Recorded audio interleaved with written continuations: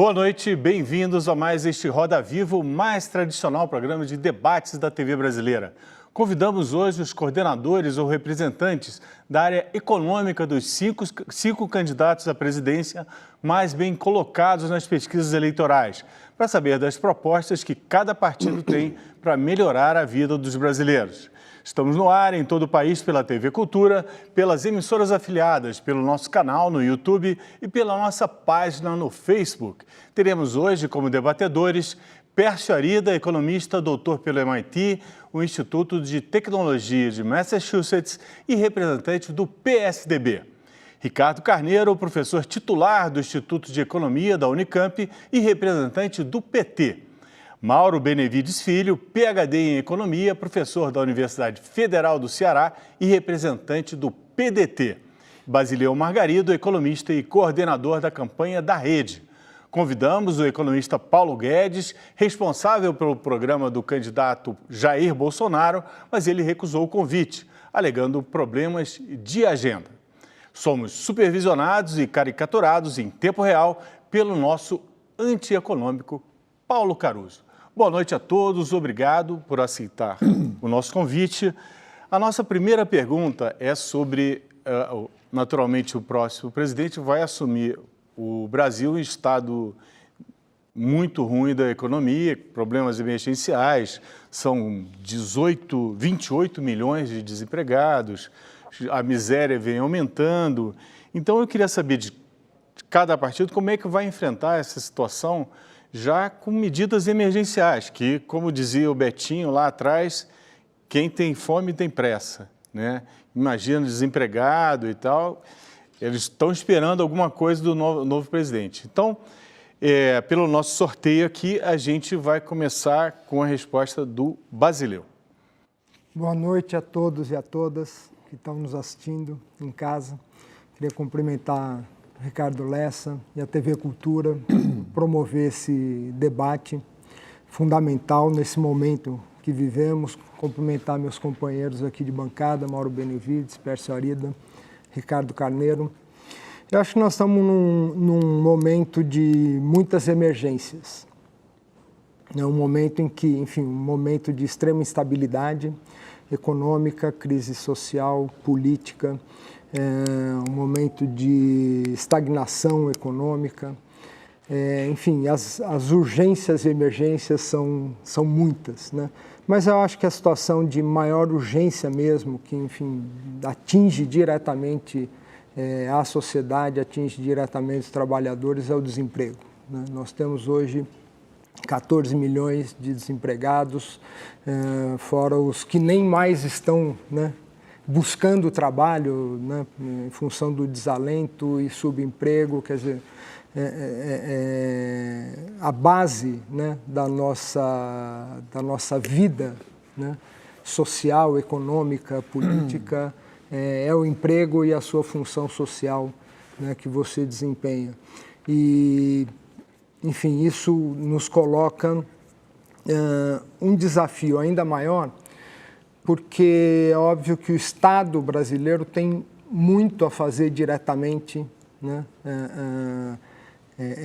para a redução do desemprego. Mas nós vamos pegar, primeiro, um orçamento já pronto, né, discutido, aprovado. 30 segundos? Vamos lá. Então, nesse momento, o que nós temos de mais importante é retomar o investimento. Investimento público, é claro, mas principalmente o investimento privado, porque, obviamente, o investimento público tem as suas dificuldades no momento. E para a recuperação do investimento privado, se tem que retomar a credibilidade das instituições brasileiras, né? A sociedade está dividida, a sociedade está imersa num conflito, né, profundo, latente, né? E é preciso um governo que recupere a credibilidade e dê um sentido de unidade, um sentido de coesão, um projeto de país, né, para que se possa articular, né, a sociedade como um todo, não só a credibilidade dos investidores, que é fundamental, mas também a credibilidade da sociedade como um todo. Fechando. Agora vamos ouvir o Pércio do PSDB, como é que o PSDB enfrentaria essas situações emergenciais aí. Bom, boa noite a todos e todas. É um prazer estar aqui novamente com vocês, debatendo. Quero, antes de mais nada, registrar que lamento muito a ausência do Paulo Guedes. Nós temos tido inúmeros debates, hoje cedo mesmo, Mauro Benevides e eu, Eduardo Gianetti e o Mário Postman, pelos respectivos partidos, estávamos num debate e o Paulo Guedes novamente não apareceu.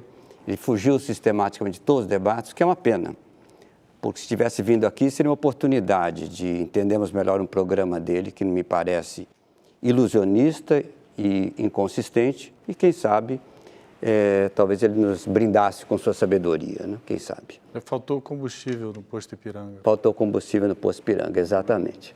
Bem, feito o registro, eu gostaria aqui de observar que a situação nossa é realmente grave. O Brasil hoje pode crescer 4,5% ano que vem, desde que o cenário externo não deteriore, e pode cair novamente numa recessão. O crítico é elegermos um presidente que encare de frente os desafios, e o desafio fundamental de partida é um desafio fiscal. Nós não podemos deixar que aconteça com o Brasil o que aconteceu com a Argentina, que deu prioridade às reformas estruturantes, que são fundamentais, mas deixou de lado a parte fiscal. Nós temos de partida olhar a agenda como um todo, apresentar ao Congresso Nacional e articular politicamente para que seja aprovada uma reforma da Previdência, uma reforma tributária, um conjunto de iniciativas que permita, tanto ao nível constitucional quanto ao nível legal, equacionar o plano do déficit público em 2 anos. Depois imagino que ao longo do debate podemos detalhar mais isso, e já apresentar ao país, na verdade, uma outra filosofia de atuação. Uma filosofia de atuação que trate os iguais como iguais, termine com os privilégios no país, termine com políticas econômicas intervencionistas, políticas econômicas que beneficiam grupos específicos, setores específicos, abrirmos a economia, a abertura é fundamental, ter responsabilidade fiscal é fundamental e criar uma governança que de fato permita ao país tocar o seu governo voltado para aquilo de fato que é necessário, que é atender a população, educação, saúde e segurança. Privatização é fundamental, o Estado tem que deixar de ser empresário, o Estado tem que cuidar do que de fato interessa e a máquina pública tem que se voltar ao cidadão e não a si mesma.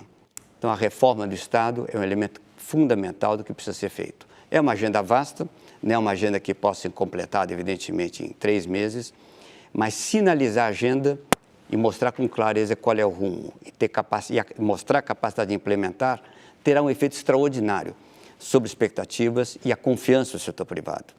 Com confiança vem o investimento, com investimento o país volta a crescer. Agora, Ricardo. Bom, boa noite a todos, a todas. Agradeço o convite aí da TV Cultura. Eu gostaria de falar o seguinte: nós estamos, de fato, numa situação grave e essa situação é inusitada, né? Ela é grave e tem várias dimensões a gravidade, né? Tem um pano de fundo político que é bastante complicado, nós estamos vendo os desdobramentos, né? A emergência de forças antidemocráticas no país, né?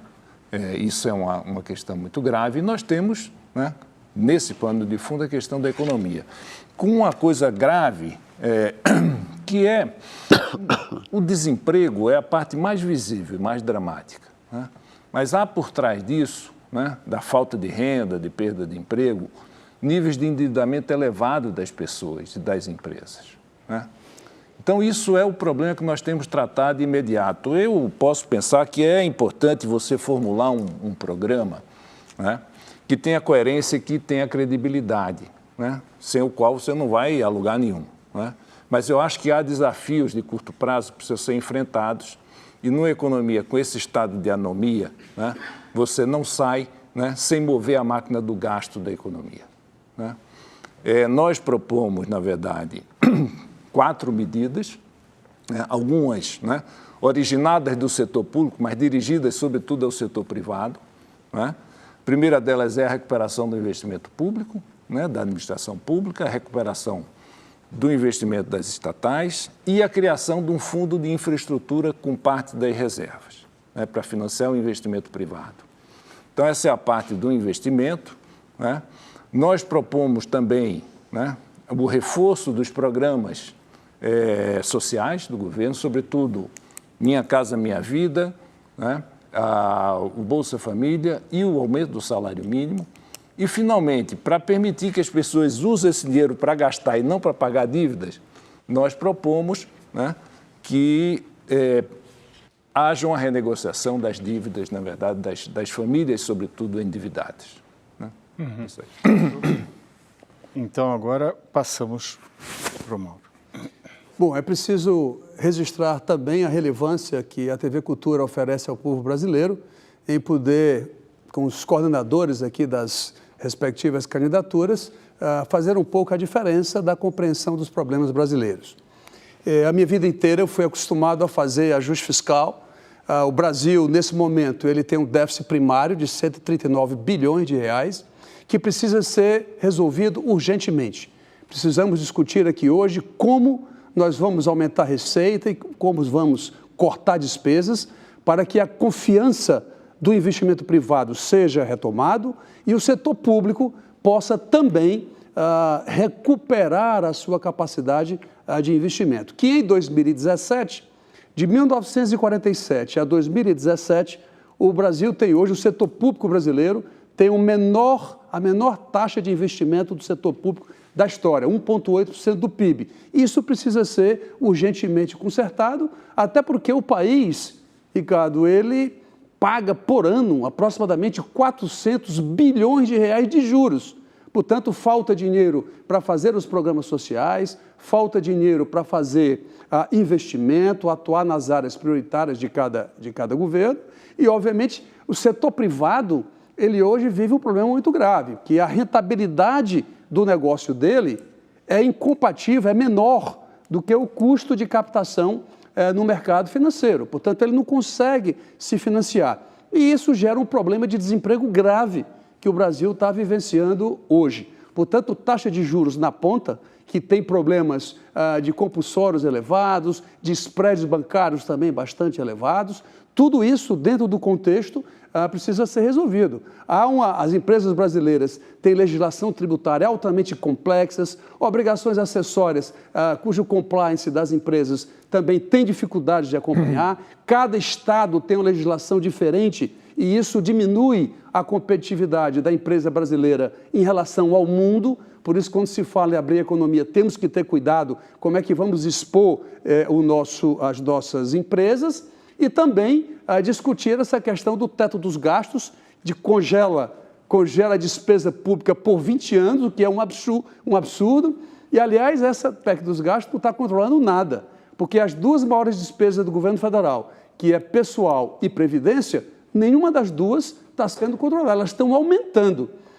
O controle está sendo feito exclusivamente dos investimentos, que faz com que a economia cresça menos, aumente a relação dívida-PIB e ainda impossibilite o efeito crowding, ou seja, o investimento público, ele atrai o investimento privado para fazer a economia crescer, gerar empregos e distribuir renda, porque o Brasil tem uma concentração de renda bastante elevada, os 10% mais ricos detêm aí 45%, quase metade da renda nacional, e isso precisa ser solucionado o mais rápido possível. Agora, eu queria se desse para vocês falarem um pouco sobre a questão de medidas mais emergenciais. O sujeito que está, o nosso eleitor, que está com a corda no pescoço. A gente já ouviu falar de negociação de dívidas, de um lado, ouvimos falar na propaganda também da questão do SPC, né? Então, queria que talvez vocês vão se perguntar agora nessa rodada, mas que tentasse abordar alguma coisa, porque são coisas estruturais que estão falando, né? Que evidentemente são medidas que vão ter que ser tomadas e vão gerar frutos ali no médio prazo. Agora sim, para o eleitor ali que está com a corda no pescoço, o que vocês podem falar, né? Então, a gente vai começar. O primeiro a perguntar é o Pércio. O Pércio escolhe para quem vai perguntar e manda bala. Bem, Metaforicamente. cabe a pergunta, só uma digressão sobre a pergunta. Cabe. Vamos no seu tempo aqui. Vamos lá. A questão do emprego é fundamental. Empregos não caem do céu. Quem gera emprego no Brasil de hoje é o setor privado. Então, a questão crítica, a meu ver, é como gerar um ambiente de negócios capaz de incentivar o investimento privado. Segurança jurídica, bom marco regulatório, agências reguladoras despolitizadas, abertura para o exterior, são todas medidas que, na verdade, vão ter um efeito extraordinário sobre o investimento. E o Brasil tem enormes oportunidades de investimento, há excesso de capitais no mundo. Nós temos que usar essas duas características para o nosso benefício aqui, atraindo capitais do mundo todo. E como? Criando ambientes de negócios. A noção de que cabe ao governo criar empregos me parece um enorme equívoco, primeiro. Segundo, irrealista, porque implica em aumentar o gasto público, que, na verdade, já hoje está no limite quando nós temos o plano de déficit. Nós temos que ir na contramão. Está na contramão do que nós devemos fazer. Vamos à pergunta. A pergunta, queria aproveitar a pergunta para o Basileu, para entender melhor o programa da Marina com respeito à geração de empregos e em respeito a alguns tópicos específicos. O que a Marina pensa sobre a lei trabalhista, reforma trabalhista, o que a Marina pensa sobre privatizações, se Marina é a favor ou contra a privatização da Eletrobras. São 3 perguntas que eu já fiz em outros contextos, mas eu não consegui resposta. É claro, sim ou não, ou com alguma... Reforma trabalhista? Reforma trabalhista. Privatização? Privatização da Telebrás e, se você quiser, coloque teto de gastos. Vai ser difícil. Teto de gastos. Tá bom. Vamos lá. Bom, vamos começar. 2 minutos. Vamos lá. É uma pergunta múltipla, tá certo? Vamos começar pelo teto de gastos. A Marina foi, enfim, talvez a primeira a propor teto de gasto ainda em 2010, na campanha de 2010. Um pouco diferente do que foi colocado agora. Primeiro, não através de PEC, mas através dos instrumentos orçamentários, PPA, etc., em que ela propunha um teto de gasto incorporando metade do crescimento do PIB. Né? Diferente do teto de gasto hoje, que apenas corrige a inflação. Então, isso, enfim, reposicionando para o momento atual, né? Nós temos um déficit importante, né? Que, obviamente, só é possível discutir a incorporação de metade do crescimento do PIB a partir do momento que você passa a ter superávit. Então, a proposta é essa. A partir do momento que você passa a ter superávit, você cria a possibilidade de incorporar a esse teto metade do crescimento do PIB. Com relação à privatização da Telebrás... Eletrobras.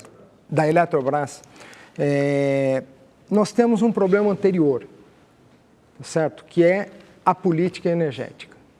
Né? A privatização ou não da Telebrás, ela é uma consequência do reposicionamento da política energética, ou seja, nós vamos continuar construindo grandes barragens. A Eletrobras tem uma uma capacidade, né, específica nessa área. Então, nós precisamos primeiro reposicionar o grande problema é a política energética, o reposicionamento da política energética. Privatização ou não da Telebrás é uma decorrência disso. E, finalmente, a reforma trabalhista. Nós tivemos essa reforma trabalhista aprovada nesse governo pelo Temer, pontos... Concluindo, Basileu. Isso, nós tivemos pontos claramente abusivos, né? Como, por exemplo, o trabalho intermitente, como, por exemplo, a possibilidade de a mulher grávida trabalhar em ambiente insalubre, mediante, enfim, vários pontos que precisam ser corrigidos. Aliás, o próprio governo Temer tentou corrigir isso através de medida provisória, não corrigiu, criou mais confusão ainda. Então, com relação à reforma trabalhista, a Marina tem o compromisso de corrigir, né, esses abusos cometidos na reforma tributária. Agora você faz a pergunta e escolhe para quem... Muito bem. Bom, já que foi citado aqui a questão do SPC, Sim. né? As questões emergenciais urgentes, queria perguntar alguns esclarecimentos para o Mauro Benevides. É claro que isso é um problema extremamente grave. Nós temos com mais de 60 milhões de endividados, de pessoas cadastradas no SPC, e isso precisa ser visto e atacado. A proposta apresentada pelo Ciro, enfim, está baseado em três pontos principais, né? Primeiro, a negociação, né, entre credores e devedores, buscando deságio. Segundo, refinanciamento, né, da dívida por bancos públicos em prazos maiores e em condições melhores, né? E, finalmente, eu acho que é o ponto mais controverso, a questão de, enfim, como é que os bancos públicos irão assumir dívida de 60, da ordem, né, de 60 bilhões de reais, né, sem garantia, né? E aí vem a proposta do aval solidário, né, que eu queria, enfim, conhecer melhor como que funciona, principalmente, especificamente a questão do aval solidário. Vamos lá, Mauro. Vamos lá. O presidente Ciro anunciou já publicamente uma proposta em que 63 milhões de brasileiros, homens e mulheres, estão com a dívida média pendurado das mais diversas formas, seja no carnê, seja no cartão de crédito, onde quer que seja. Essa dívida média, isso tem um problema macroeconômico, porque quando você decompõe o tamanho da economia, é consumo, mais investimentos, mais gasto do governo e a diferença de exportação menos importação, o consumo das famílias representa 62% do produto interno bruto. Portanto, resolver esse problema, isso gera crescimento econômico, gera emprego da seguinte maneira. Você tem uma dívida média de R$ 4.200, que quando o governo entra para processar essa negociação, que o Serasa e o SPC já vinham fazendo individualmente, portanto, o potencial de solução sempre foi muito pequeno. Então, essa intermediação fará com que esse percentual, inclusive, seja maior. Isso pode trazer essa dívida para R$ 1.100 ou R$ 1.000. Eu já conversei, inclusive, com ambos não credores, mas gerenciadores de todo o processo.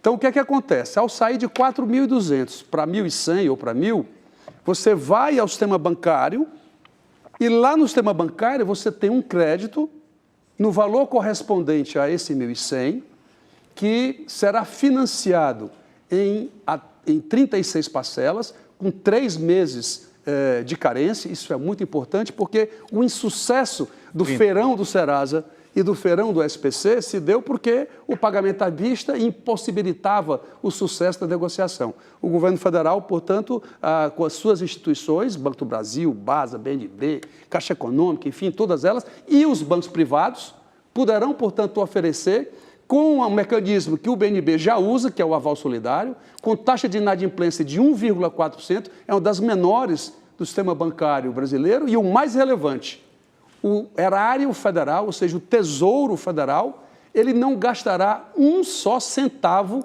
para poder processar essa alteração fundamental desse endividamento. Lembrando que, desses 63 bilhões, só para terminar, Ricardo, até 2 salários mínimos representam praticamente 80% do endividamento. Portanto, é um segmento que precisa ser trabalhado, e essa foi a preocupação do presidente Ciro em, tecnicamente, buscarmos essa solução, e está oferecida aí ao Brasil. E a informação que eu tenho é que o Serasa e o SPC estão aí totalmente encampando a ideia, porque ela retoma o nosso país. Agora o próximo a perguntar... Não tem réplica? Não vai dar tempo. Vocês falaram mais do que o previsto. Mas a gente retoma no segundo bloco. É porque eu continuei com a dúvida, porque ele não se referiu especificamente sobre o aval solidário. Especificamente, eu continuei na mesma dúvida. A gente volta para o assunto. Eu vou precisar voltar ao tema. Vamos, claro. Agora é a vez do Ricardo, que todo mundo estourou bastante tempo. Muito bem, eu vou perguntar para o Peçarida. eu li no programa de vocês, está no programa a proposta de fazer o ajuste, de zerar o déficit primário em 2 anos. Né? A minha pergunta é a seguinte, independente do papel que se queira para o Estado, que se ache razoável, menos razoável, eu acho que há uma discussão macroeconômica da maior importância. E há uma literatura que mostra que fazer consolidação fiscal em economias que estão estagnadas ou em depressão, em geral, resulta em mais desequilíbrio fiscal. Né? Então, a minha pergunta é para valer a meta de zerar o déficit em 2 anos, isso não provocará uma estagnação mais permanente na economia brasileira? Bem, é para valer e não vai provocar maior estagnação. Se estiver pensando em termos keynesianos tradicionais, sim, porque zerar o déficit diminui a demanda agregada. Mas o que se passa no Brasil hoje é algo muito diferente. O investimento privado, que é o motor do desenvolvimento, depende de confiança no estado das finanças públicas. Quando você ajusta as finanças públicas, você vai ter um aumento de investimento. Então, a realidade brasileira hoje é uma realidade oposta, onde o ajuste das finanças públicas é que vai, na verdade, incentivar o crescimento econômico. Eu vou até além. Basta apresentar um plano crível de ajuste para que os efeitos se manifestem positivamente antes mesmo da obtenção dos resultados do ajuste. Se nós nos perguntarmos por que a economia brasileira era prevista para crescer 3% esse ano e está crescendo em 1%, não foi porque teve um ajuste fiscal enorme esse ano, não se trata disso, mas simplesmente porque as expectativas pioraram. Hoje é uma incerteza com relação à performance da economia por conta do processo eleitoral no ano que vem muito grande. No momento que sinalizar que, na verdade, nós temos sim um plano de confiabilidade, plano crível de ajuste do déficit público e determinação para fazê-lo, as expectativas se revertem rapidamente e nós vamos ter um crescimento muito elevado. Na verdade, o combate ao déficit público hoje e o plano é o elemento crítico que divide a performance da economia do ano que vem. Se tiver um combate ao déficit público, ela pode crescer até 4%. Se não tiver, teremos uma recessão no ano que vem, como a Argentina está tendo agora. A gente vai voltar ao assunto no segundo bloco. Agora é a vez do Mauro perguntar, pode escolher. Bom, Pode então escolher não, só sobrou uma. tem que perguntar para o Ricardo. Isso. E a pergunta vai no mesmo diapasão, que é o seguinte: nós temos, o presidente Ciro tem uma proposta de recolocar, de refazer o déficit primário, buscando o andar de cima, ou seja, os mais ricos do país, cobrando imposto de renda sobre lucros e dividendos, ampliando a cobrança do imposto sobre heranças, com o fim da pejotização. Portanto, são medidas que, mesmo sendo de receita, não impactam a atividade econômica, porque vai buscar no andar de cima e ainda torna o sistema tributário brasileiro mais justo. O Brasil tem um déficit de 139 bilhões ano. Como é que o partido de Vossa Excelência propõe resolver esse déficit de 139 bilhões? Aonde vai aumentar receita e aonde vai cortar a despesa? Então, Mauro, eu acho que aí você tem que distinguir 2 coisas, né? Nós achamos que existe um problema fiscal, né? E que o déficit é das dimensões desse problema fiscal, né? A nossa diferença com relação ao programa de vocês e ao programa do PSDB é o timing no qual você vai resolver esse déficit, né? Nós estamos propondo, na verdade, que você zere esse déficit em 4 anos e não em 2 anos, tá certo? Por quê? Porque nós não vemos, né, independente de haver necessidade de formular um programa de longo prazo, de criar credibilidade, né, a confiança, tá certo, é um elemento importante, né, do funcionamento do sistema, né? A decisão do investimento é fundamental que você tenha confiança, expectativa de longo prazo. Mas o empresário também vive de demanda, né? Então, esse é um dado extremamente relevante do ponto de vista da economia brasileira, que é uma economia deprimida, né?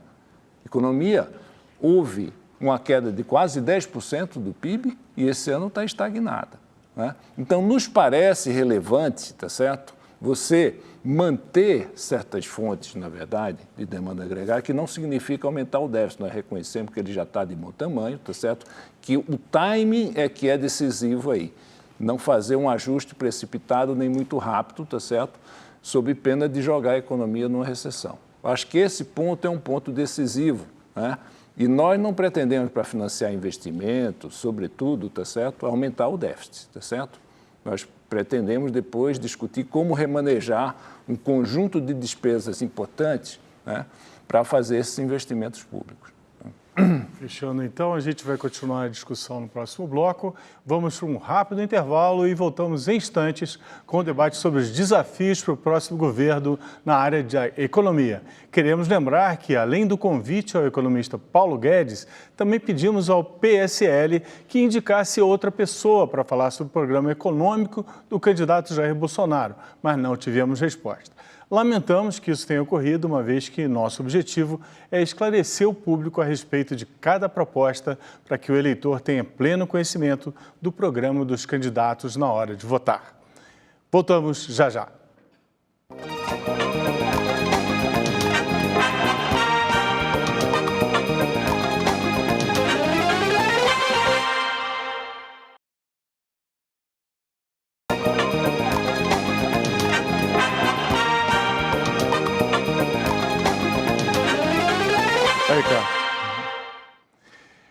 Estamos de volta ao vivo com o debate sobre os desafios da economia para o próximo presidente da República. Nesse bloco agora a gente vai ouvir as propostas de cada um para enfrentar os graves problemas do país. A gente vai começar com o representante do PT, o Ricardo Carneiro, para começar invertendo a ordem aqui dos que começaram da outra vez. Muito bem. Deixando de lado a questão emergencial, que é central, obviamente, né? A ideia um pouco é como você engrena a questão emergencial com um programa mais de médio e longo prazo, né? Nós, claro, muita gente concordará com isso, achando que nós temos que enfrentar na sociedade brasileira 3 tipos de problemas distintos, né? O problema da distribuição, a sociedade extremamente desigual, o problema da produtividade, né? E a questão, na verdade, da estabilidade. Então, o nosso programa gira em torno desses 3 temas cruciais, né, para a economia brasileira, né? Na distribuição, né, nós achamos que você só vai avançar na distribuição de renda do Brasil, a despeito que o salário mínimo teve um papel importante, ainda tem, né, em várias economias, aliás, você só avançará, tá certo, se você fizer uma reforma tributária, né, e uma política de revisão de alguns gastos que são regressivos. Eu não mexeria no salário mínimo, por exemplo. Mexeria, claro, no salário mínimo. O salário mínimo, para nós, a regra que existe aí está boa, né? Ela tem um componente distributivo, né? Mas faria, sobretudo, a reforma, que é uma reforma progressiva do ponto de vista da tributação, né? E mexeria em alguns gastos, né? Reformaria a Previdência, por exemplo, né? Há um componente na Previdência, sobretudo na Previdência Pública, que é regressivo, precisa ser mudado. Tá certo? Então, algumas mudanças importantes têm que ser feitas, né? Salário de funcionário público tem que ser revisto, né? Algumas mudanças importantes. A Previdência, como seria especificamente? A Previdência, na verdade, agora vou falar um pouco. Nós achamos que a Previdência, precisa olhar um pouco a Previdência fora da conjuntura de 10% de queda do PIB, de 12% de queda da arrecadação. A Previdência tem que ser, a privada, né, o INSS, tem que ser ajustada à mudança da estrutura etária da população e da taxa de dependência. Nós achamos que a regra mais justa, né, em princípio, será discutido amplamente, há que ser discutido com as centrais de trabalhadores, é a regra do 85-95, porque ela combina tempo de contribuição e idade, né, por conta da extrema desigualdade que existe na sociedade brasileira, né? Você não pode, né, fixar uma idade mínima para se aposentar e ela afeta de uma forma radicalmente diferente um trabalhador rural que começou a trabalhar com 15 anos de idade e uma pessoa de classe média que começou a trabalhar aos 25. Eu sei que o tempo está esgotado, mas você fez algumas perguntas e aí eu não vou conseguir. Tudo bem. Então, faz parte dessas mudanças a Previdência, né? Nós pretendemos também fazer, né, um programa muito significativo de aumento da produtividade, porque o que sustenta a distribuição a médio e longo prazo é o aumento da produtividade. Nós estamos propondo fazer, né, uma coisa inovadora, que é a criação de um orçamento de investimento que dê estabilidade, tá certo, ao investimento público e o financiamento público ao investimento privado, né, com horizontes de pelo menos 4 anos.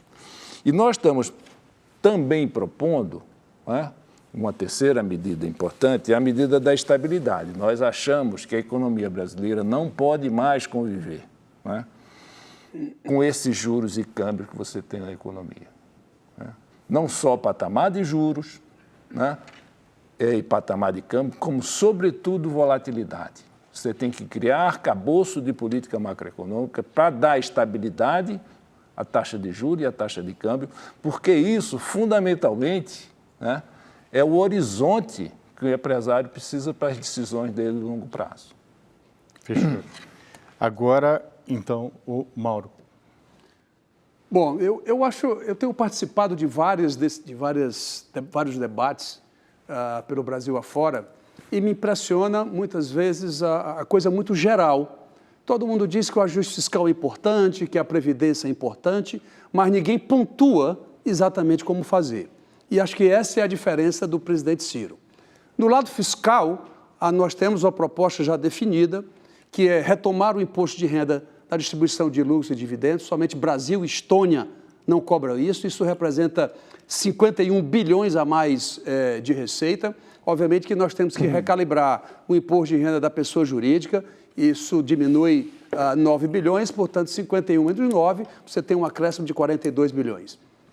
O Brasil tem um gasto tributário, incluindo o subsídio explícito e implícito, de 354 bilhões de reais. Nós temos uma proposta de poder diminuir esses gastos tributários em 45 bilhões. Não faz sentido você ter isenção de PIS e COFINS num queijo suíço, ou de ter isenção de PIS e COFINS num filé mignon, várias distorções que entraram por pressão de grupos de interesse, que com certeza precisa ser retirado. Como eu falei, 45 bilhões. Você tem que acabar com essa questão da pejotização, que é a empresa de uma pessoa só. Isso dá mais 12 bilhões na receita do governo, sem alterar a alíquota, sem mexer em tributação.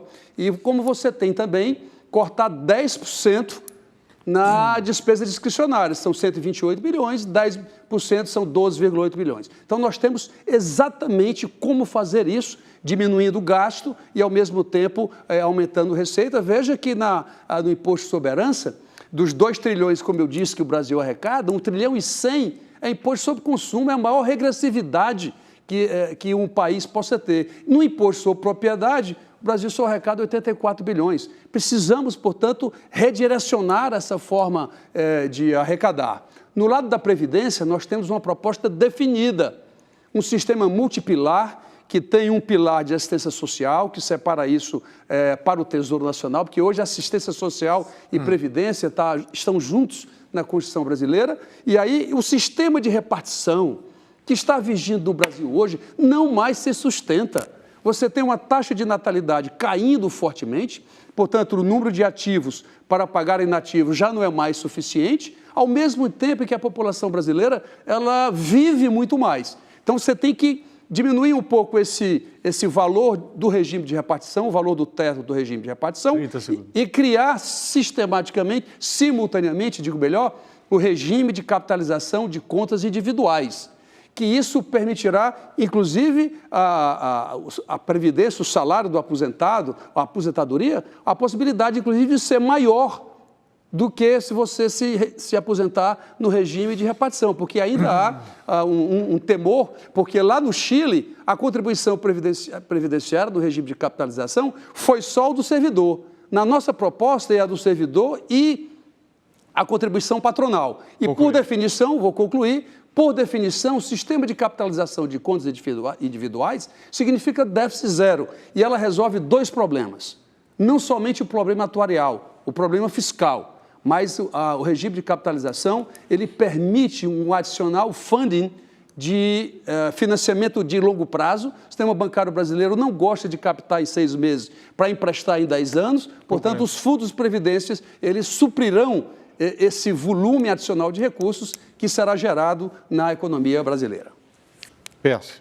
Visão geral do programa, nosso objetivo é zerar o déficit público em 2 anos e ao final do 4º ano temos um superávit de 2,5% do PIB. Então o objetivo é até mais ambicioso do que zerar o déficit em 2 anos. Tem que ter o superávit no final do 4º para restaurar o tripé macroeconômico básico que vigia durante o governo Fernando Henrique Cardoso.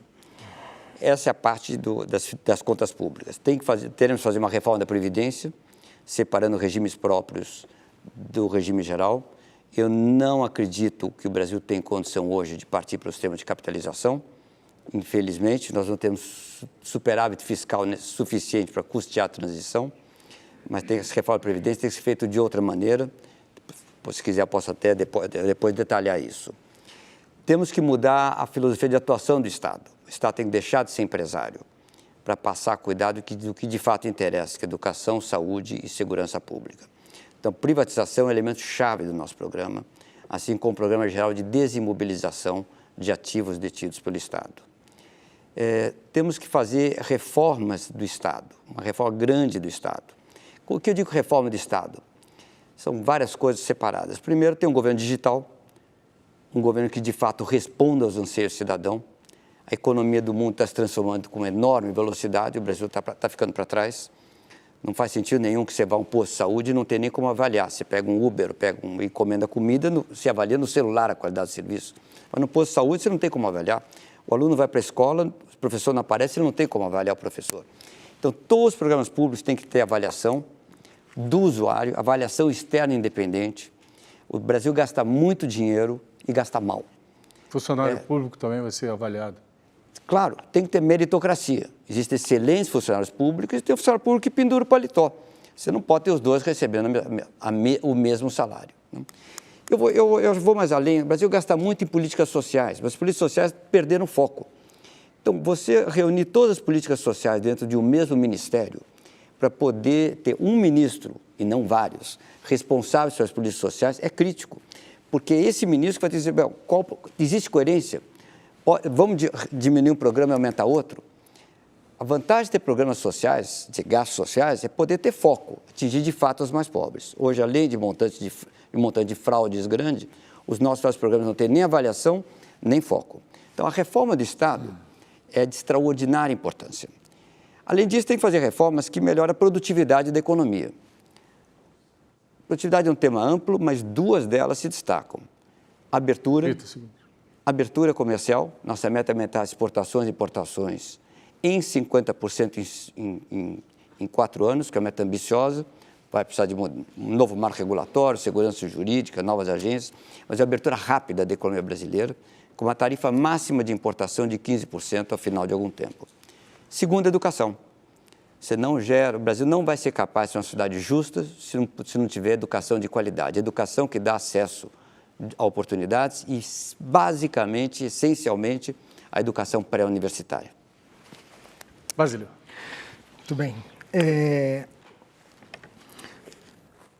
Nós temos que, basicamente, quer dizer, a coisa mais importante hoje, como eu coloquei logo no primeiro bloco, é que a política precisa recuperar a credibilidade na sua ação, na sua capacidade de mediação e na sua capacidade de transformação da sociedade. Sem essa premissa básica, elementar, não tem muito para onde ir, porque é a recuperação da credibilidade que vai fazer com que agentes públicos, com que a sociedade, com que se movimente, né, para a recuperação da economia. E aí tem algumas coisas muito importantes, né, com relação ao equilíbrio fiscal, que a gente tem que tomar também como premissa. Recuperar a credibilidade não é só recuperar a credibilidade do investidor, é recuperar a credibilidade da sociedade como um todo. E aí precisa haver, antes de mais nada, sentido de justiça. Se a sociedade não perceber que a busca do equilíbrio fiscal, o ajuste fiscal, está sendo feito com base num sentido de justiça, de eliminação de privilégios, não vai ter aderência, né? E o aprofundamento dos conflitos, das disputas, ele acaba emperrando e amarrando, impedindo que o ajuste fiscal prospere.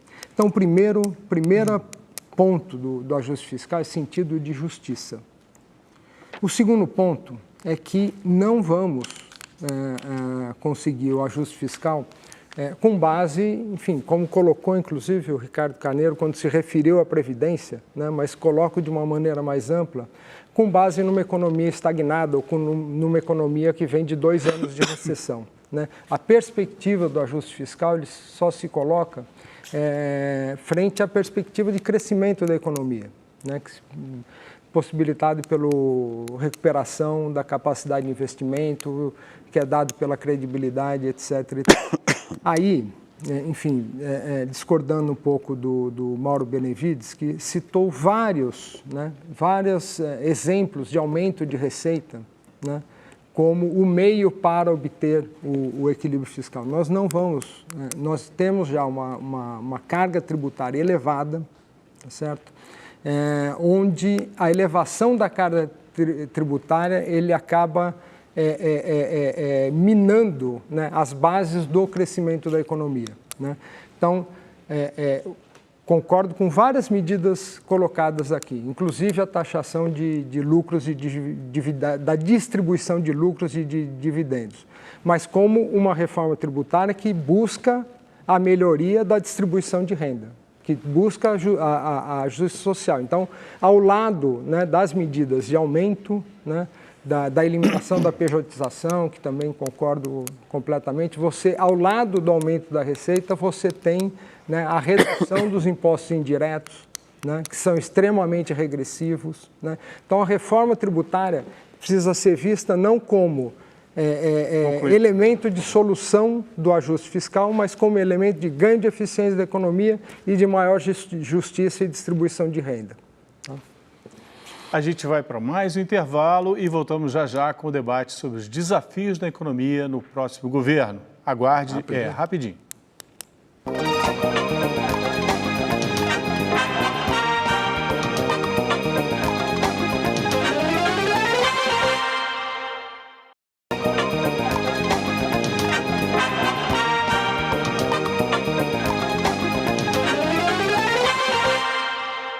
Estamos de volta ao vivo para o terceiro bloco do debate sobre os desafios na economia para o próximo presidente da República. Vamos começar esse bloco com comentários de cada um dos economistas sobre o programa dos seus adversários políticos, começando com o Basileu, representante da Rede. Ok. Não vou aproveitar para, enfim, retomar a questão que nós paramos no bloco anterior da questão da Previdência. Né? Até não deu tempo de eu falar muito, mas acho que surgiu aqui uma questão interessante com relação ao regime de capitalização. Né? O Pércio Arida tem razão quando ele fala que não tem espaço fiscal, né, para introduzir a Previdência no regime de capitalização. Até porque ele... Né,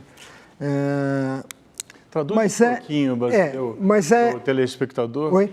Traduz um pouquinho para o telespectador. O regime de capitalização, você contribui com uma poupança que vai proporcionar a sua previdência. E até se retira a sua previdência.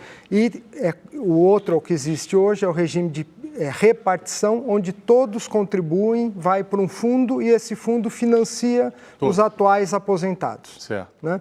Então, é o regime de capitalização, o regime de repartição.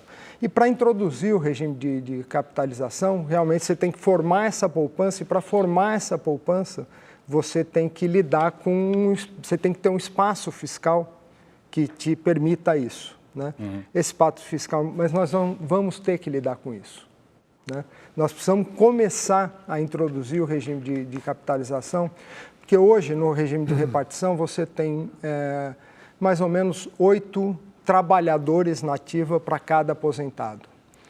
Em 2040, você vai ter 4. E em 2060, você vai ter 2. Quer dizer, o regime de capitalização ele vai se impor pela própria demografia. Né? Então, nós precisamos começar... 30, Basileu. Né, agora, fazendo uma transição para, num longo espaço de tempo, né, você conseguir mudar esse perfil. Bom, acho que foi para mim regime de capitalização. Eu perdi um tempão explicando o que é capitalização e repartição. Ele já vai... O regime de repartição, ele não se sustenta mais tecnicamente. Ele é deficitário permanentemente. Não adianta reparametrizar que isso é só conversa fiada. O regime de capitalização temos que fazer agora. Quem diz que não é possível é porque não fez as contas. Nós passamos 5 meses com 15 professores. O regime próprio de previdência do servidor público federal, nós baixamos os 840 mil, os salários de todos eles, a data de entrada de cada um desses servidores para exatamente calcular o déficit explícito e implícito. Portanto, no regime geral de previdência fizemos por interpolação. Exemplo, se você reduzir o teto de 5.600 para 4 e fazendo a capitalização da diferença, portanto, ninguém perde nada, essa redução, isso dá uma perda de receita de 0,19% do PIB, isso é 13 bilhões de reais, isso é uma greve dos caminhoneiros. Portanto, a gente precisa tratar de maneira mais justa esse ponto, porque nós precisamos resolver, e essa é a determinação do presidente Ciro, de resolver no longo prazo o problema previdenciário. Porque se a cada presidente que entra muda idade, muda tempo de contribuição, permanentemente essa discussão estará dentro da população brasileira. Isso gera, inclusive, controvérsias. Precisamos ajustar os regimes próprios de previdência, pois não? Os estados brasileiros estão todos falidos. Tem estado que não está pagando nem mesmo a sua folha, estados ricos, como Rio Grande do Sul, Minas Gerais, Rio de Janeiro, e que, portanto, essa alteração, pelo menos no governo federal, nós temos rigor fiscal suficiente para fazer a transição. Sua réplica. Tá. E no curto prazo, né? No curto prazo, tem algumas medidas na Previdência que são absolutamente urgentes. A primeira delas, e mais importante, é a eliminação das exonerações. Não faz sentido você, com uma previdência deficitária, você está atuando, né? Você está, enfim, com setores inteiros da economia com desoneração da sua contribuição. A segunda é o próprio refinanciamento das dívidas. Não faz sentido você refinanciar dívida de contribuição previdenciária nessa situação em que se encontra, enfim, com perda de direitos, com ameaça sobre os direitos, né? E por fim, refis, essas coisas. Refis, enfim, esse ano nós tivemos 5 leis, uma delas, inclusive, de refinanciamento das dívidas de contribuição da Previdência, certo? Por fim, eliminação dos privilégios e, né, principalmente, enfim, você tem no próprio setor público, né, você tem situações diferenciadas, onde os privilégios eles se encontram entre os próprios servidores públicos, né? E, por fim, a introdução de idade mínima que eu acho que a regra 85-95 não dá conta da situação atual. Bom, então, ao encontro do que o Basileu falou, só a redução do gasto tributário, 45 bilhões dos 354, isso já supre, por exemplo, os 13 bilhões, você passando do regime geral de previdência, mantendo um valor até R$4.000 no regime de repartição, e a partir daí você fazendo o regime de capitalização. Não há nenhum problema em relação a essa questão, é totalmente saudável, até porque, devo lembrar que de 1991, vou concluir, de 91 a 2017, quem produziu o maior superávit primário no governo federal foi o presidente Ciro, quando foi ministro da Fazenda. Isso precisa ser relembrado, mesmo sendo 5 meses, como todo mundo fala, mas são nesses 5 meses onde há maior pressão para gasto do orçamento, seja ele federal, estadual, municipal, é o segundo semestre. E ele, como um homem de rigor fiscal, produziu isso e que com certeza gerará receita suficiente para fazer a transição. Peço seu comentário. Mas nada, 2 comentários rápidos. Primeiro, falando já que o Mauro Benevides fala do presidente Ciro, falar do presidente Alckmin aqui também. Muito bem. Mas comentário, essa ideia que o Ciro Gomes fez o maior superávit da história no Plano Real, não é verdade. Eu estava lá. Então, eu digo com conhecimento de causa, não vou me desdobrar sobre o assunto. Isso é dado do Tesouro Não, Nacional. eu estava lá, acompanhei, enfim, é um assunto de 1994, mas só dar o meu testemunho pessoal aqui. A questão de capitalização, são 2 observações. Eu quero ver esse estudo que o Mauro Benevides está contando. Não que eu defenda o sistema de repartição, correto para o Brasil é capitalização, contribuição definida, não tem a menor dúvida. Aliás, o ideal seria um sistema híbrido, para dar um conteúdo distributivo ao sistema previdenciário, híbrido para os mais pobres. O problema é o seguinte, todos os meus estudos indicam que qualquer tentativa de ir nessa direção aumenta o problema do déficit público. Até a ideia de reduzir o benefício, quando se reduz o teto, de partida se aumenta o problema, claro, porque reduz as contribuições efetivas que entram no caixa naquele momento presente. Mas minha pergunta mesmo aqui é para o Ricardo. Nós temos uma visão muito diferente de como funciona a economia, do que fazer, onde ela é claramente calcada no setor privado, na importância de criar um ambiente de negócio adequado. E eu não vejo papel, inclusive, para o governo e nem necessidade, inclusive na parte de crédito. Crédito para nós é um problema seríssimo, nós temos taxas de crédito de 7% a 300%, o Brasil tem 50% de crédito sobre o PIB, então crédito é uma questão sim. Só que a maneira de resolver não é via bancos públicos. Na minha visão, a maneira de resolver é cadastro positivo, uma nova lei geral de garantias que assegure que o conjunto de ativos que podem servir de colateral para empréstimos aumente, mais competição bancária, mais bancos operando no Brasil. Vamos, inclusive, eliminar a necessidade de autorização presidencial para a entrada de bancos estrangeiros no Brasil, permitir a competição bancária direta do exterior, através de empréstimos, abrindo o setor de serviços, não só o setor de bens. Esse, a meu ver, é o caminho para o Brasil ter mais crédito sobre o PIB. Será que diminui o spread bancário assim? Sem dúvida, porque o grande problema do spread bancário hoje, o que é? Falta de cadastro positivo, primeiro, pequena competição, segundo, e não colaterabilidade de vários ativos. Se você perguntar por que tem empréstimo imobiliário, com juros relativamente baixos, versus a inexistência o juros de empréstimo da Casa Bahia, você não consegue exercer o colateral. E há um outro aspecto também, que é crédito direcionado, enormes distorções para a economia, juros subsidiado, outro mundo de distorções, eliminando essas distorções de subsídio de crédito, direcionamento de crédito, com uma nova arquitetura financeira, nós vamos conseguir ter financiamento privado ao investimento privado. Não há necessidade de bancos públicos para isso. Isso tem uma...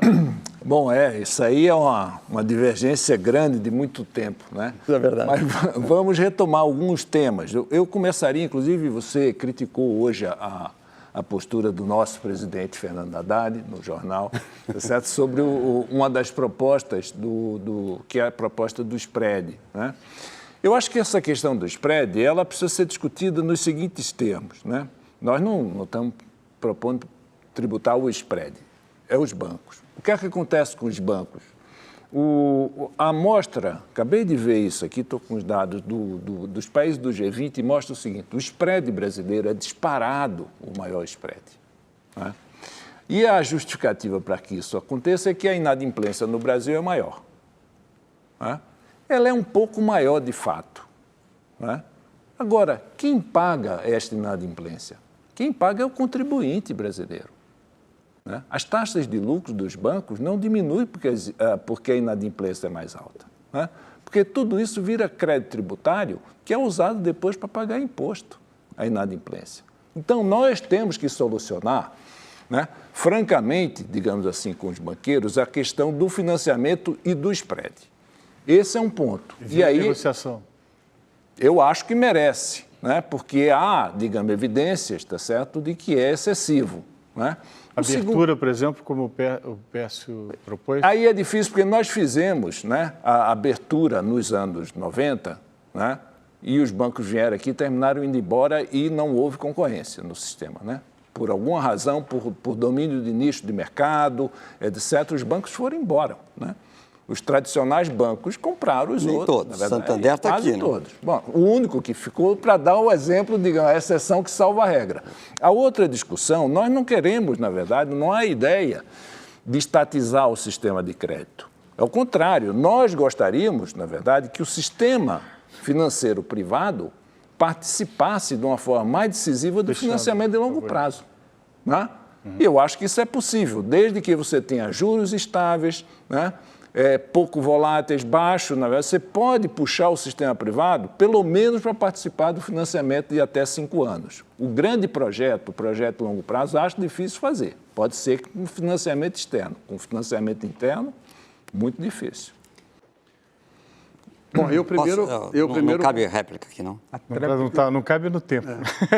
Primeiro ponto é dizer que o dado do resultado primário, eu sei que o presidente Ciro causa muito ciúme, né, em alguns presidenciáveis, porque realmente o rigor dele, que foi prefeito, governador, ministro da Fazenda, sempre projetou-se nacionalmente pela maneira como ele trata e de maneira séria a questão pública, e realmente em 94, pelo Tesouro Nacional, é o maior resultado primário da história brasileira. Mas o que eu quero frisar, primeiro ponto, em relação ao que o Pécio falou, sobre que é muito... Ele quer ver meu estudo. Engraçado, ele devia ter o dele e dizer quanto era o valor. Eu tenho o meu, deu exemplo do regime geral. Agora todo mundo quer saber. Desse último mês e meio, todo mundo quer ter acesso. Eu gastei 4 meses, nós gastamos a equipe inteira. Inclusive está aqui o professor Flávio Ataliba, que é pós-doutor em Harvard, inclusive com estudo nessa área, enfim... Você falou 5 meses. Hein? Você falou 5. Foi 4 meses e 3 semanas, né? Então, 4 meses, enfim, isso gera... isso demonstra a busca, a seriedade no trato da solução. Porque essa discussão sendo feita agora na campanha, durante a campanha, isso facilita a aprovação posterior lá no Congresso Nacional. Mas a minha pergunta, de novo, vai para o Ricardo. Eu tinha perguntado da última vez, Ricardo, como resolver o problema fiscal. Porque aqui todo mundo diz que vai resolver o problema fiscal.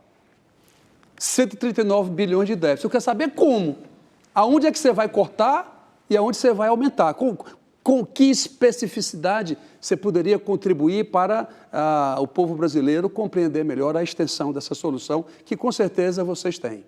Ricardo, você vai responder no próximo bloco, a gente estourou o tempo de novo, tá bom? Próximo bloco a gente repete a pergunta. Vamos para mais um intervalo, o quarto e último bloco começa daqui a pouquinho. Voltaremos num átimo.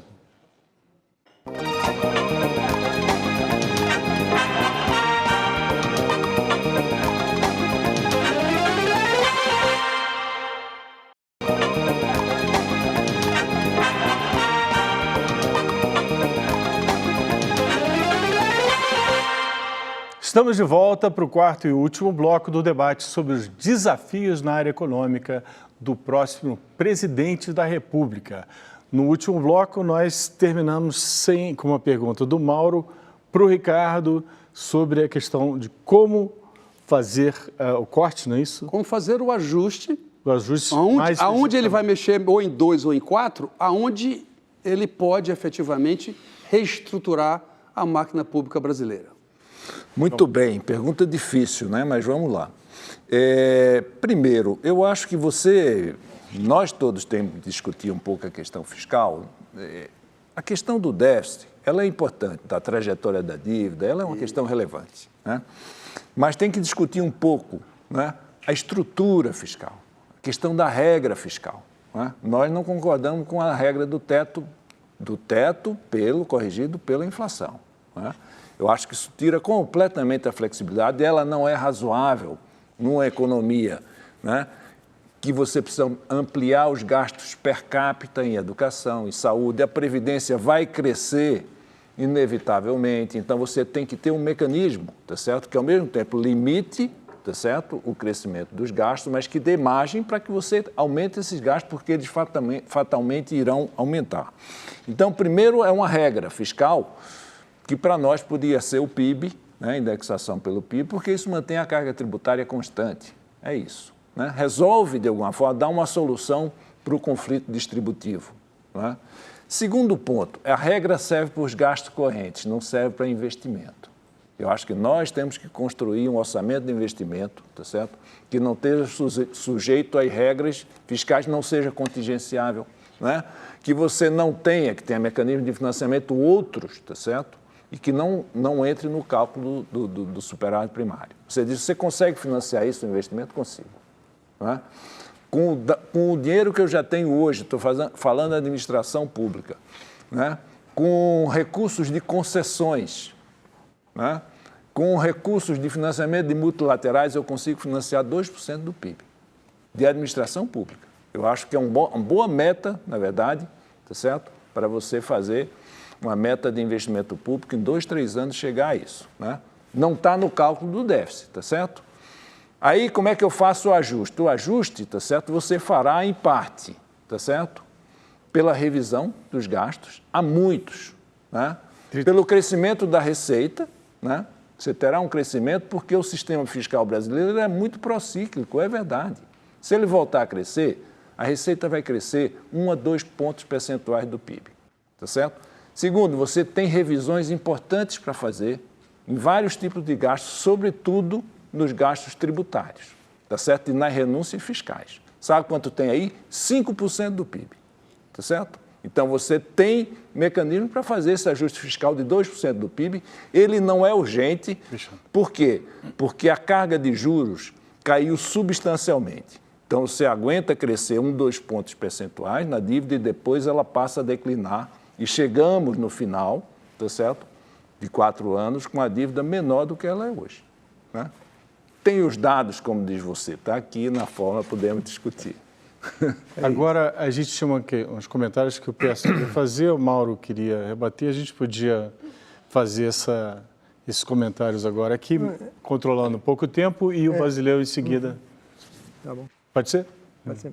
Bom, meus comentários aqui são vários, mas primeiro, com relação às observações do Mauro, diga-se, primeiro, o candidato Ciro está longe de ser a figura responsável que ele descreve. O candidato Ciro propôs retomar todas as licenças para exploração do pré-sal já auferidas e pagas para investidores estrangeiros.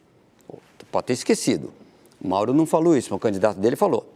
Foram 12 bilhões de reais pagos pelas licenças. Se for fazer a sério essa proposta, é 12 bilhões mais o investimento feito pelas companhias estrangeiras, mais o lucro cessante. Olha, quem tá falando em combater o déficit público não pode propor uma barbaridade dessas. O candidato Ciro propôs, por exemplo, voltar a TJLP. Está na contramão do que o Mauro está dizendo, que aumenta o subsídio dos juros. Não sei se o Mauro pensa isso ou se o candidato mudou de ideia. Sobre a questão de previdência, meu ponto é o seguinte, há inúmeros estudos sobre previdência. Tem o Paulo Tafner, excelente especialista em previdência, Jean Biagi, o Mesquita acabou um novo estudo. Nenhum deles aponta a viabilidade de fazer o que o Mauro está propondo. Por isso que eu quero ver o estudo dele. Os outros são disponíveis publicamente. Esse é o Qual é o valor? Vamos lá. O que é a proposta que eu estou dizendo aqui, que é a proposta, provocativamente, do presidente Alckmin, diferente da proposta do candidato Ciro? Primeiro, tem que trazer uma diferenciação entre os regimes próprios e o regime geral. Regimes próprios têm que ser pensados como se estivesse uma fundação de direito privado, como se fosse uma Petros ou uma Previ, na qual a União é garantidora. Aquela fundação tem que ter equilíbrio atuarial. E equilíbrio atuarial, definida a idade mínima, tem que ser a mesma para todos os brasileiros, uma exigência da demografia, claramente. Quais são os parâmetros para definir o equilíbrio atuarial? O valor da contribuição, o valor do benefício e a taxa de juros, que é a taxa de juros de mercado. Esse é um conceito completamente diferente do resto. Eu estou dizendo pensar o equilíbrio atuarial como se fosse uma fundação de direito privado e levando em conta a taxa de juros de mercado para a definição do equilíbrio atuarial. E tem que ser parametrizado, porque quando muda a taxa de juros, tem que mudar os benefícios ou tem que mudar a contribuição. No caso do regime geral, a solução é outra, porque está a cargo da União, não pode ser a mesma solução. Então, tem que olhar os dois problemas separadamente. As injustiças, os privilégios estão nos regimes próprios, mas a dinâmica explosiva está no regime geral. O regime geral tem que ser pensado da forma como se pensou até agora. Idade mínima, equação de tempo de contribuição, equação de não separar da questão do salário mínimo, fazer política de valorização do salário mínimo. Quando o salário mínimo afeta os gastos, afeta toda a estrutura de gastos sociais, como abono salarial e desemprego, e afeta o gasto previdenciário, é irresponsável. Se resolve um problema e cria outro. Acabou o tempo? Eu imagino que faz tempo que acabou o tempo. Então vamos lá. Pré-sal, o setor de petróleo, no mundo inteiro, ele ainda é desenvolvido pelo setor público. 79% do setor de petróleo no mundo é público. Esses poços que foram vendidos, como o Carcará, que é tido como um dos maiores poços de petróleo do mundo, todo mundo pensava que o setor privado seria o grande comprador. Foi uma verdadeira mentira que passaram para a população brasileira. Você sabe quem comprou o poço do Carcará? Foi uma estatal norueguesa, não foi a Exxon ou quem quer que seja. Portanto, precisamos avaliar melhor as pesquisas que a Petrobras tem para poder buscar petróleo. Tem reservas aí de mais de 1 trilhão de barris. Portanto, esse é um setor estratégico, sim, que precisa ser melhor avaliado. TJLP, se determinados segmentos e não empresa do amigo for incentivado por financiamentos do BNDES, nós não vamos fazer, como, por exemplo, foi feito, como a ex-presidenta fez, captar recursos, não contabilizar, repassar para o BNDES, captando a 14, emprestando a 7, e esse custo fora do orçamento. TJLP retornando, Pécio, será devidamente contabilizado no orçamento do governo federal. Mas aumenta para que o povo brasileiro... Sim, mas isso será explícito. Fará parte da estrutura fiscal que o Estado está colocada. Essa é que é a questão. E é por isso... do pré-sal também, né? Hein? Recompra do pré-sal também. Claro. Por isso que a especificidade da nossa proposta é tão grande, porque todo mundo diz que vai... Ninguém diz onde vai cortar. Ninguém diz onde vai aumentar. Por isso que a nossa proposta ela é totalmente diferente. E Previdência. Em relação à Previdência, nós insistimos de que nós temos realmente a melhor proposta para o Brasil. Esse é o momento. A população brasileira inteira está discutindo a necessidade da Previdência, portanto, a capitalização ela é importante, mesmo que você tenha essa perda de 13 bilhões e o déficit explícito do regime próprio, que a gente tem que fazer uma convergência e acabar com o privilégio de salário alto lá no regime próprio, que as pessoas têm medo de falar, mas nós vamos enfrentar isso com muita... Isso é fogo para fazer, né? Exatamente, com muita veemência. Bom. Basileu. Vamos lá. Eu vou retomar o primeiro bloco, por favor, em que eu tinha colocado a questão do SPC e perguntado especificamente... você quer dizer? Não, SPC. SPC. E tinha perguntado especificamente com relação ao aval solidário. Ok. Né? Você fez a propaganda toda do programa enfim, foi muito enxuto, muito resumido na questão do aval solidário, até onde você colocou, chamou exemplo do Crédito Amigo do BNB. São situações bastante diferentes. Né? O Crédito Amigo do BNB é um programa de microcrédito para financiar projetos de geração de renda. Refinanciamento de dívida não tem nenhum componente de geração de renda, né? Zero de geração de renda. Você não altera a situação, a renda de quem vai ser refinanciado, diferentemente do Crédito Amigo, que é o principal aval. Né? É o projeto que demonstra a capacidade de pagamento que o tomador vai ter. E segundo, o aval solidário no Crédito Amigo, ele se constitui entre 2 ou 3 tomadores que ou têm o mesmo grupo de negócios ou têm relações de afinidade. São pessoas que moram perto, inclusive é obrigatório que more perto, que tenha afinidade, que tenha uma corresponsabilidade. Inclusive... Oi? Então, esse exemplo do Crédito Amigo... não tem relação, não guarda relação com o problema do refinanciamento da dívida do SPC. Então, o que é preciso, quer dizer, o que não fica muito claro é que coloca-se que o que vai refinanciar sua dívida precisa apresentar 5 a 10 avalistas. É isso? Bom, Vamos lá. Rapidinho. Rapidinho. Senão não É temos impressionante que para resolver problema dos menos favorecidos... Não.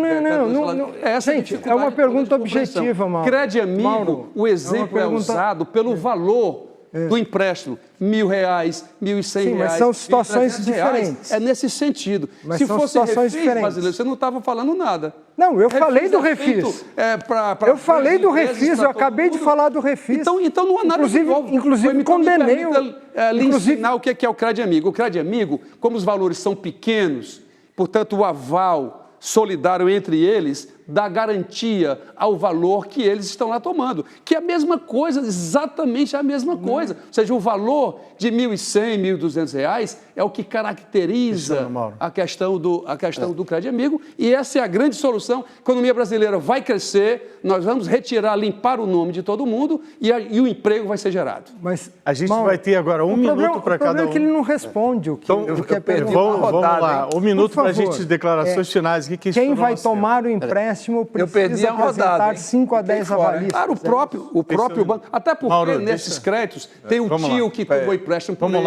É porque você não entende isso do pequeno, você talvez do grande. Tem o avô que tirou dinheiro para ele, tem várias pessoas. Encerramos o tempo. Agora, um minuto para declarações finais. Pércio, Basileu, Ricardo... Olha, meu minuto aqui... 2 minutos que eu fiquei sem falar um bloco. Vamos lá. Terminando aqui, eu fecho. Eu discordo radicalmente aqui do Mauro Benevides. Primeiro ponto, tenho 30 anos de experiência no setor bancário. Essa ideia do SPC Ciro vai aumentar o spread bancário para todo mundo que vai tomar empréstimo daqui para frente. Banco Nordeste tem fundo constitucional, tem exigência de obrigatoriedade de empréstimo de compulsório para microcrédito. Se não fosse esses 2 fatos, jamais a experiência do Crédito Amigo teria sido sucesso. E a ideia de que deve-se explicitar custo de retomar os postos de petróleo e o custo da TJLP, parabéns pela transparência. Só que aumenta o problema do déficit público. Aí é o meu ponto. Como é que alguém que se pretende responsável fiscalmente está propondo coisas que estão aumentando o tamanho do déficit público? Ponto. Basileu. Vamos lá. Nós falamos rápido, nós falamos muito sobre problemas da conjuntura, obviamente que problemas que afligem a todos, e acho que nós deixamos muito pouco espaço para algo fundamental, qual a perspectiva que nós temos, qual o futuro que nós podemos oferecer para esse país, né? Sair dessa situação, né, de déficit, de recessão, de estagnação econômica, ela só é possível se você oferecer um futuro para a sociedade, né? É uma sociedade que tem uma capacidade enorme de empreender, é uma sociedade que tem uma diversidade cultural, social fantástica e tem ativos ambientais extraordinários, né? Então, é esse o futuro que a candidatura da Marina Silva, da presidente Marina Silva, tem a oferecer para esse país. Ricardo. Tempo a mais, né? Porque eu não falei, mas cabe. Então, brincadeiras à parte, eu acho que o telespectador deve ficar bem impressionado, porque aqui nós fizemos um debate civilizado. Eu acho que isso é muito importante, né? Quem quer que ganhe a eleição, né, fará um programa que não será exatamente um programa puro sangue, né, porque terá que sentar e negociar, né? Isso é extremamente importante, né? Nós fomos governo 14 anos, respeitando regras, instituições, contratos, etc., né? Eu acho que esse é o pressuposto fundamental, tá certo, da nossa discussão. Obrigado, Ricardo. Acho que foi sintético e objetivo. Você precisa também... 30 segundinhos. Eu quero me dirigir ao povo brasileiro e dizer que o presidente Ciro, ele realmente tem um programa definido para consertar o Brasil. Ele tem dados de cada ação que ele vai tomar. Ele está preparado para recompor a estatura moral do cargo de presidência da República. Ele compreende exatamente os desafios que ele terá que enfrentar para distribuir renda e gerar emprego. Obrigado. O presidente Ciro, só para isso, o presidente Ciro ele não quer ser presidente somente para enriquecer o seu currículo. Ele quer ser presidente para consertar o Brasil. Infelizmente, nosso tempo acabou. Agradeço a participação do Pércio Arida, do Ricardo Carneiro, do Mauro Benevides Filho, do Basileu Margarido e do nosso antieconômico cartunista Paulo Caruso. Agradeço também a você que nos acompanhou até agora. Queremos lembrar novamente que as propostas do candidato Jair Bolsonaro para a economia não foram apresentadas e discutidas porque o PSL não enviou nenhum representante, apesar dos nossos convites. Até a semana que vem, segunda-feira, eu espero vocês. Até lá.